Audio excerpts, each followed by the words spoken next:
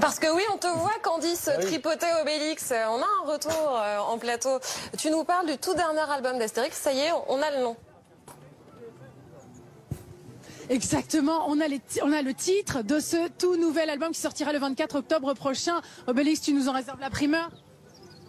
Il va être top, c'est ça qu'il peut me dire. Obélix ne peut pas en dire plus, il faut le savoir. Et le titre, effectivement, de ce prochain album, ce sera La fille de Vercingétorix. Et bah oui, parce qu'évidemment, Vercingétorix, c'est quand même un sacré personnage. C'est un personnage central dans les histoires, non, d'Astérix?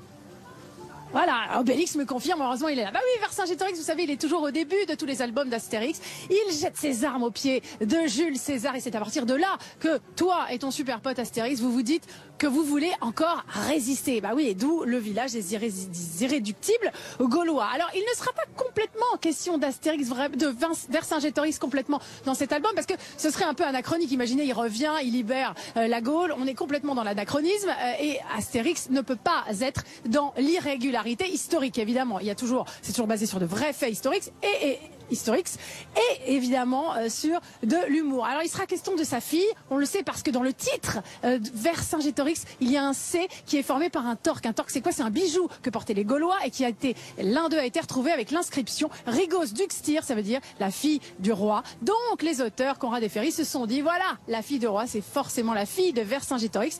Il sera donc question d'une fille cachée.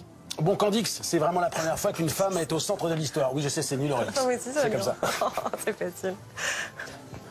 Oui, c'est vrai. C'est la première fois qu'une héroïne gauloise, en tout cas, va prendre toute la place et sera au centre vraiment de l'intrigue. Vous allez peut-être mieux comprendre pourquoi en écoutant Jean-Yves Ferry, l'auteur de ce 38e album. Alors ça, c'est nouveau. Et je trouve que c'est assez nouveau dans l'univers d'Astérix de donner toute sa place à une fille. Et c'était voulu, d'où ça vous est venu cette envie alors? Parce que j'ai une fille. Et il se trouve que Conrad, le dessinateur, a une fille aussi, donc on sait ce que c'est. Ici, on a plutôt l'adolescence révoltée de la fille. Et son parcours pour se faire admettre, quoi. Fille de Vercingétorix, c'est pas très simple.